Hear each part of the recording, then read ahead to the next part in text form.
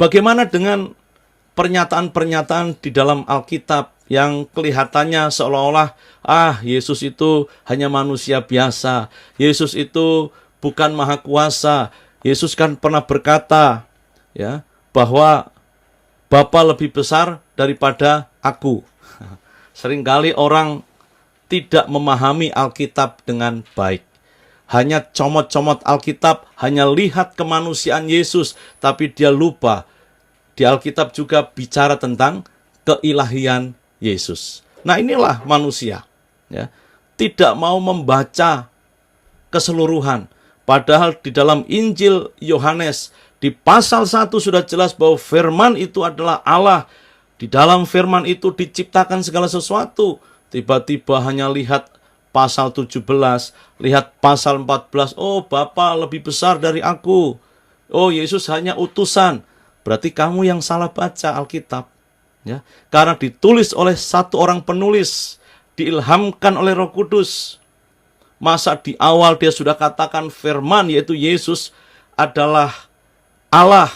Kemudian ayat 14 dikatakan menjadi manusia, tiba-tiba di tengah-tengah jalan bilang, hanya utusan, hanya manusia biasa. Berarti kamu nggak memahami yang namanya konteks. Ayat sebelum dan sesudah. Hubungan dari ayat-ayat itu seperti apa? Ada seorang penulis berkata, seseorang yang membaca teks tidak mampu membaca konteks, dia akan pretek. Artinya salah memahami teks. Dan saya pikir tepat, saudara. Ya. Oleh karena itu, kita perlu mengerti. Apakah memang betul seperti itu? Tentu tidak, saudara. Kita perlu memahami. Misalnya Yohanes 14 ayat 28. Ya. Yesus berkata, Bapa lebih besar daripada aku. Nah, saudara, kita perlu mengerti. Ungkapan lebih besar itu tidak berbicara mengenai hakikat. Tidak berbicara tentang ontologi. Ya, kalau saudara belajar filsafat, ya, itu tidak berbicara lebih besar. Oh, berarti ontologi keberadaan hakikatnya lebih besar. Tidak. Ya, ketika Yesus berkata Bapa lebih besar daripada aku, bukan berbicara secara ontologi. Artinya apa? Contoh. Saya berkata, Presiden Republik Indonesia lebih besar dari saya. Apakah itu artinya lebih besar bicara tentang ontologi? Dalam arti, Presiden Republik Indonesia seperti raksasa, besar sekali. Tentu tidak. Ya, bukan seperti itu maksudnya. Ya. Mengerti maksudnya? Bukan seperti itu. Lebih besar itu tidak berbicara perbedaan secara ontologi. Ya. Presiden lebih besar dari saya. Ya, lebih besar bisa saja dari sisi perannya, dari sisi tanggung jawabnya. Presiden mengurusi seluruh rakyat Indonesia, termasuk saya yang harus diurus. Jadi otomatis kalau saya bandingkan, beliau tanggung jawabnya lebih besar, perannya lebih besar. Ya. Tetapi ingat, kami sama-sama secara hakikat, kami adalah sama-sama manusia. Meskipun tanggung jawabnya presiden lebih besar, tetapi secara hakikat kami sama-sama manusia. Nah, jadi ini sama. Ketika Yesus berkata, Bapa lebih besar, ya, hakikatnya sama. Yaitu apa? Yesus adalah Allah. Ya. Makanya harus belajar Tritunggal dengan baik. Trinitas, ya, atau Trinity. 3 tapi 1. 3 pribadi, Bapa, Anak, dan Roh Kudus, tetapi satu hakikat, yaitu Allah.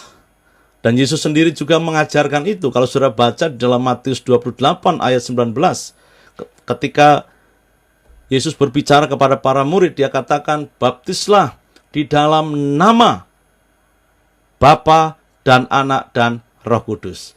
Nama itu ada dalam bentuk tunggal, satu, bukan nama-nama yang artinya jamak. Tapi kemudian nanti nama itu akan memayungi untuk 3 pribadi. Siapa saja? Bapa, kemudian dan Anak, dan itu menunjukkan ada kesetaraan. Ya, Bapa dan Anak dan Roh Kudus. Jadi saudara, Yesus sendiri berbicara terkait dengan hal itu.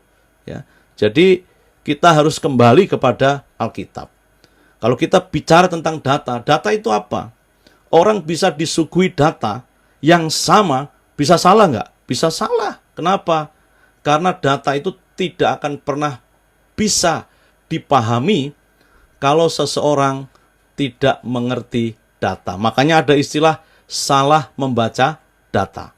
Saudara, data itu dalam knowledge, ya, dalam pengetahuan, data itu levelnya rendah, saudara. Ya. Data itu sesuatu yang mati. Data itu sesuatu yang ya begitu saja. Betul nggak? Level kedua dari data itu apa? Informasi. Level kedua, level berikutnya dari data apa? Pengetahuan. Yang berikut adalah hikmat.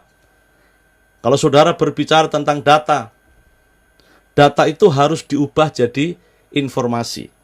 Informasi harus memberi pengetahuan. Pengetahuan harus mendorong kita untuk memiliki hikmat. Dan saya percaya hikmat itu yang banyak tidak orang punya. Orang mungkin punya data, orang mungkin punya informasi, orang mungkin punya pengetahuan. Tapi hikmat itu hanya didapat di dalam Yesus Kristus. Hubungan dengan Tuhan Yesus, ya, bersekutu dengan Tuhan Yesus akan memiliki hikmat. Saudara, banyak orang punya pengetahuan, banyak orang punya informasi, banyak orang punya data. Tapi apa yang terjadi? Tidak punya hikmat, kacau. Itu yang terjadi. Ya. Oleh karena itu, kita perlu kembali kepada firman Tuhan. Firman Tuhan itu data. Tapi data itu harus kita ubah jadi apa? Informasi untuk diri kita, pengetahuan untuk diri kita, tetapi yang terakhir harus membawa hikmat. Dari hikmat itulah kita mengajar, dari hikmat itulah kita bisa mengasihi orang, dari hikmat itulah kita bisa menjadi berkat. Saudara, itu penting, ya. Oleh karena itu, kita bersyukur kepada Tuhan, ya. Nah, saudara, Tuhan Yesus sendiri berkata bahwa apa? Ya. Bapa lebih besar daripada aku. Jadi sekali lagi itu bukan bicara tentang hakikat yang berbeda. Ya. Lebih besar bukan bicara terkait dengan secara ontologis, ya. Bahwa Bapa lebih besar dalam arti segala-galanya, bentuknya dan sebagainya. Tidak.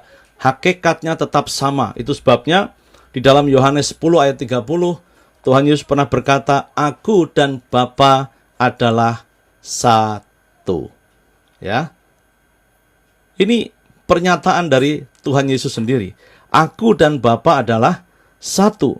Nah, kata Yunani yang dipakai untuk kata satu itu berasal dari kata Yunani hen, ya, itu ada dalam bentuk netral yang menunjukkan kesatuan hakikat atau natur, bukan satu pribadi. Jadi kata satu di situ bukan dalam bentuk maskulin, tapi ada dalam bentuk netral, hen, bukan heis. Nah, itu harus belajar, ya. Jadi artinya apa? Ketika Tuhan Yesus berkata, "Aku dan Bapa adalah satu," ini satu secara hakikat keilahian, ya. Oleh karena itu kita perlu memahami hal itu, ya. Jadi dari kriteria Tuhan tadi kita jelas bisa melihat bahwa ternyata Yesus layak, ya. Dia memenuhi syarat disebut sebagai Tuhan. Nah, saudara harus mengerti,